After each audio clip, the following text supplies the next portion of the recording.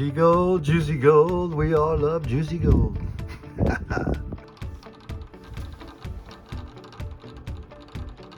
a little experiment going there, folks.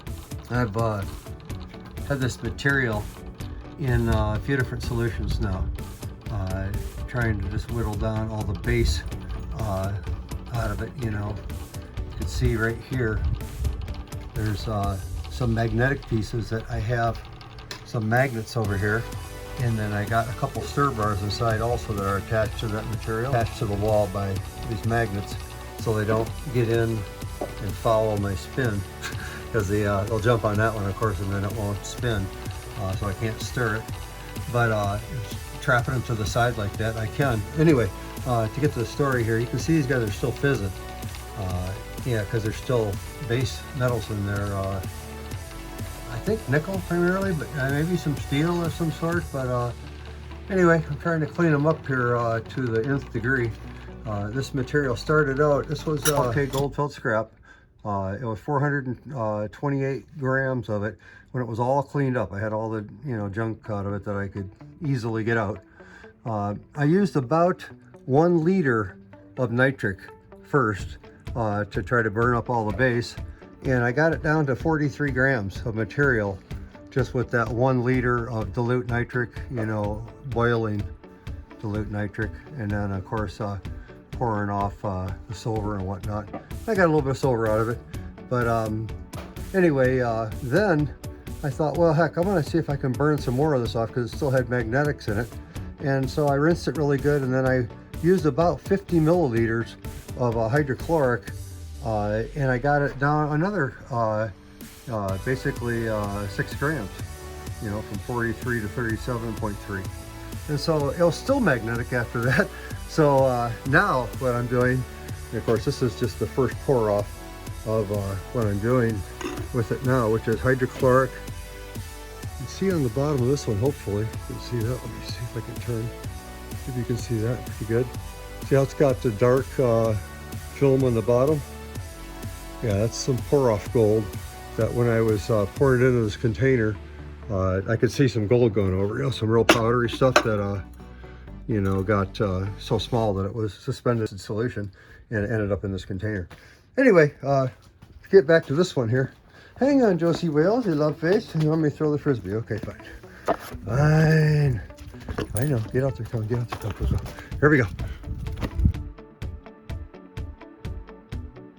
Oh, okay, there you go. That's it. Knucklehead.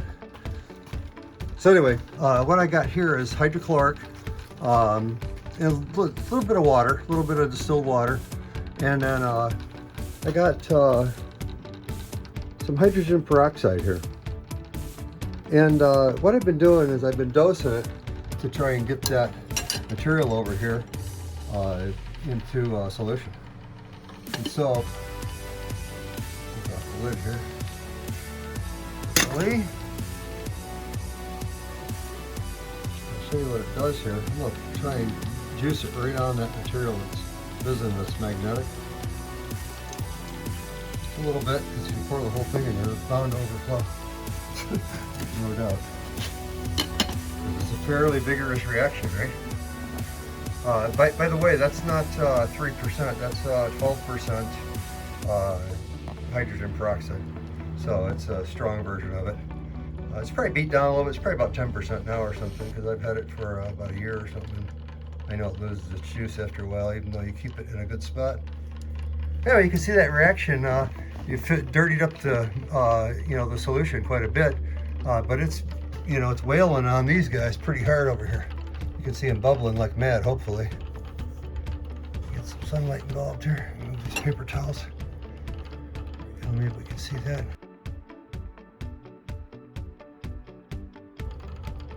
Anyway, I'm sure that I got off another few grams for sure, maybe 10 or 12 grams of junk. So what I'm gonna do is I'm gonna let this go. I keep also sampling it. I'll put a drop of the solution, and then I have some stannous chloride here. Put a drop of that on there. I don't get any reaction so far.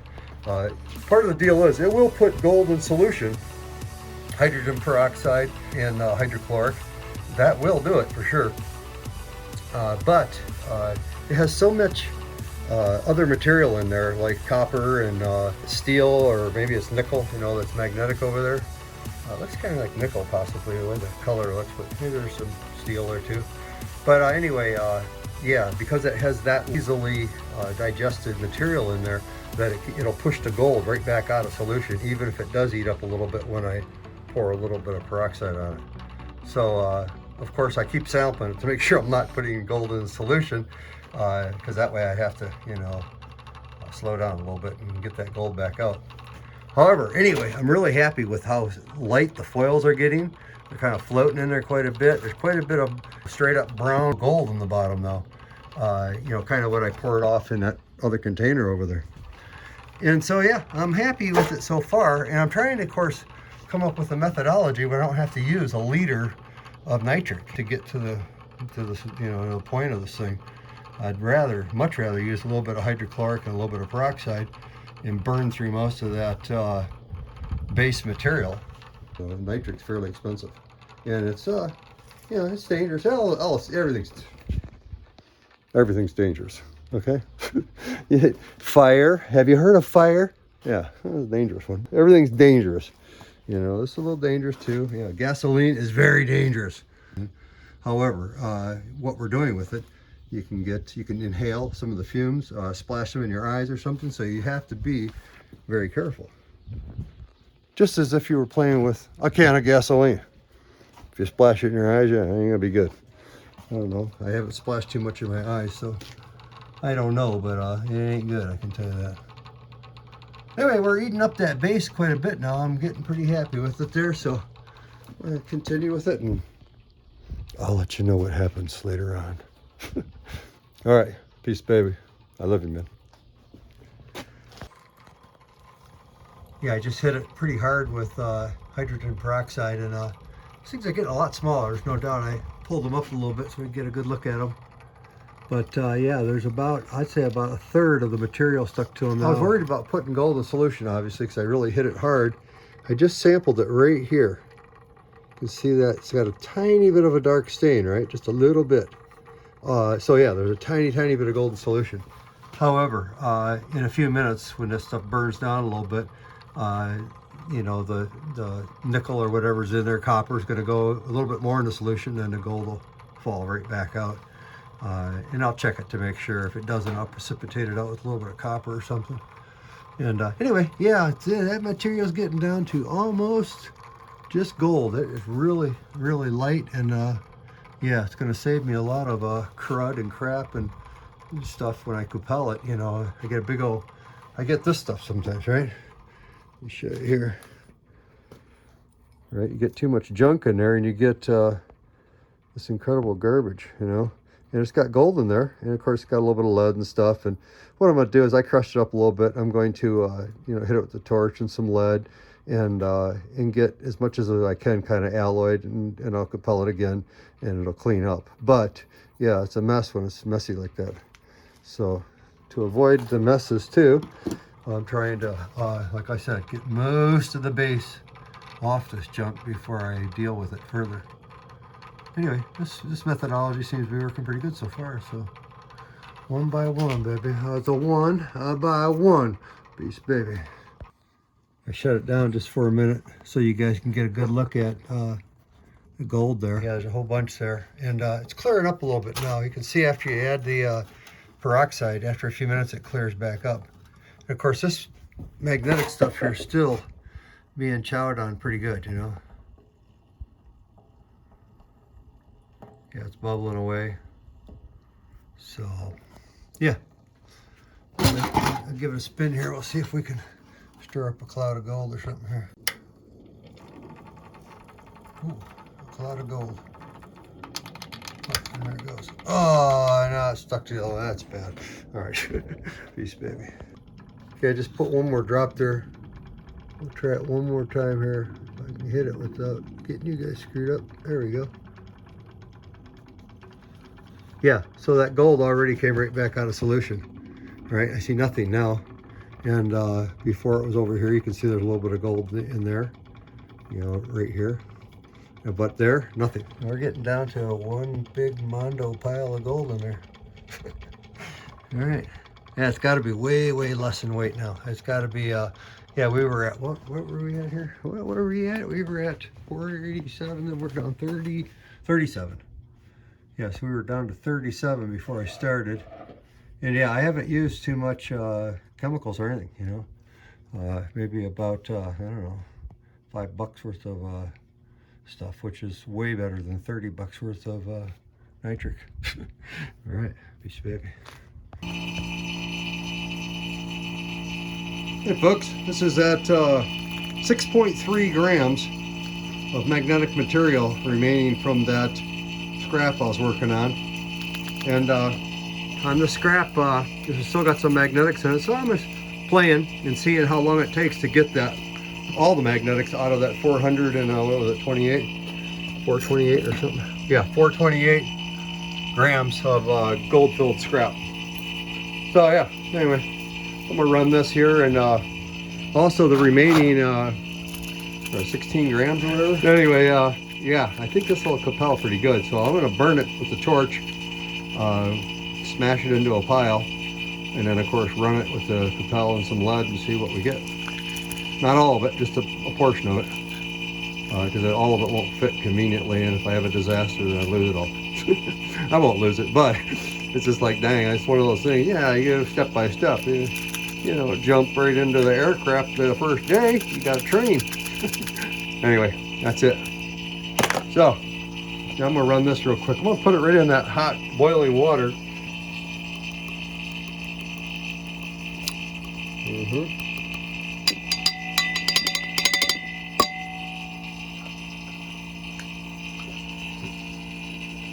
Yeah. All right, well, there you have it. Get some hydrochloric in there and we'll let it rip through it. Okay folks, I do need to rinse this dude out still here, so.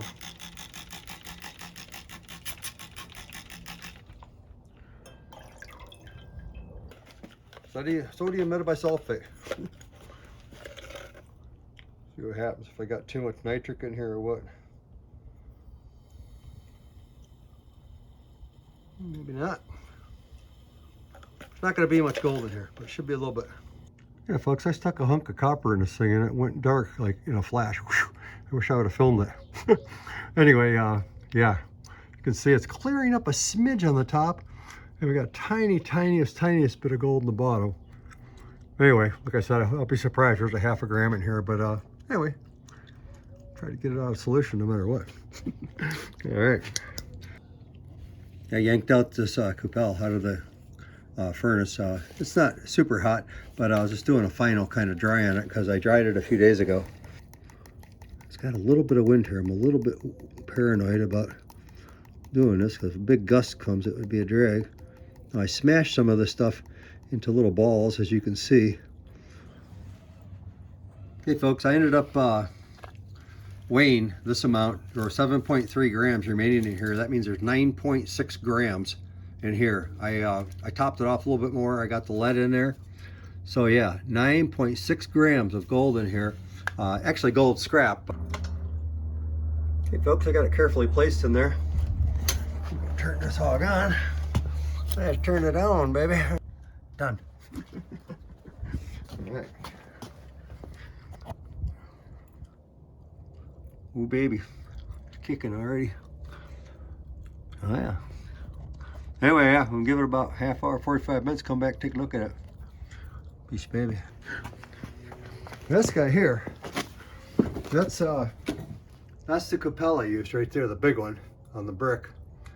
And the material off to the left there in the pan has a little bit of, you know, gold, you can see, gold pieces, and you know, some solder looking stuff, or not some solder, some lead looking items, or possibly silver. And that leads me to this. This is what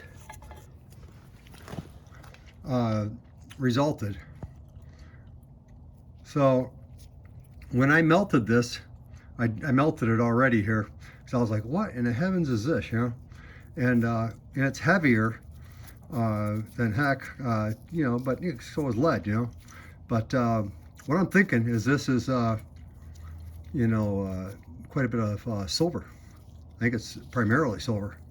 got a little bit of a goldy sheen to it too. Anyway, it's loaded and it doesn't melt super well like lead, but it does melt. I can do it with a propane torch. So what I'm gonna do is I'm gonna smash this dog down, seeing how that's what we got for our result. And anyway, I got a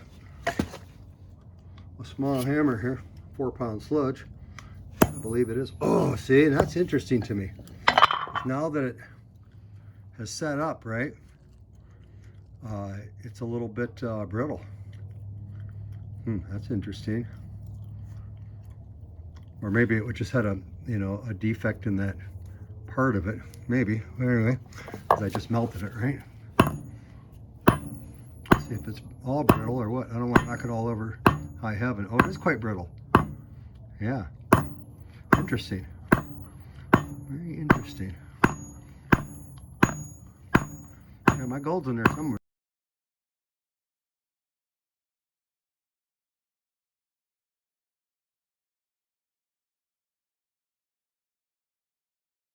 Because yeah, it's got a lot of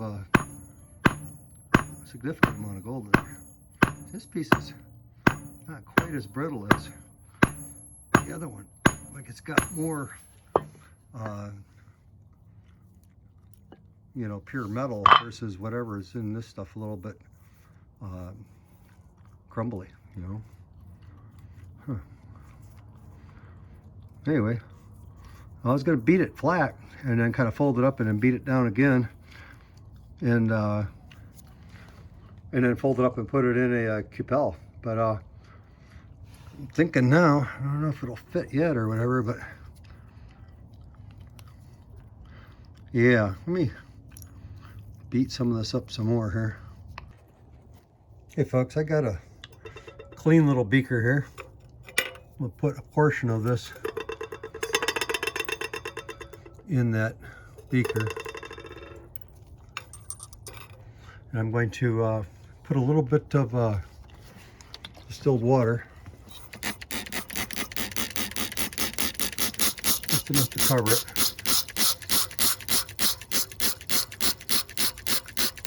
Like that. I'm gonna hit that with a little bit of nitric here. Let's see what happens. Hey folks, I grabbed, I got a little bit of nitric here. It's a little discolored because when I put it in a bottle like this, it's clear. Any amount of sunlight that hits it, it'll yellow it up like that. But still juicy, I'm sure. I just put it in there yesterday. I've had it capped off, so I'm sure it's still good. Try just a wee bit first. Is it making a vapor? That's the point. Is it making any vapor? Is it cooking her? Oh yeah, it's cooking now. Okay, good. All right, I'll be back here. An integral part of my workings. That's my favorite hunk of steel. Works perfect for pounding something to death on. That's right. Thanks, pal. I love you, man. Peace. Okay, folks, I changed plans a little bit. I put a little of that piece in dilute nitric, and it's heating up a little bit, and I can clearly see that the material that's you know, with the gold is coming, you know, going right into solution, and the gold is remaining. And you see the powdery gold there? Yeah, not the big chunks, because the big chunks I just put in there, that was the rest of what it had, was those big chunks. I threw them all in there because I could definitely see the gold cleaning up. We get the magnet to the side. Over here, oh, there it goes. Okay, let's try it now.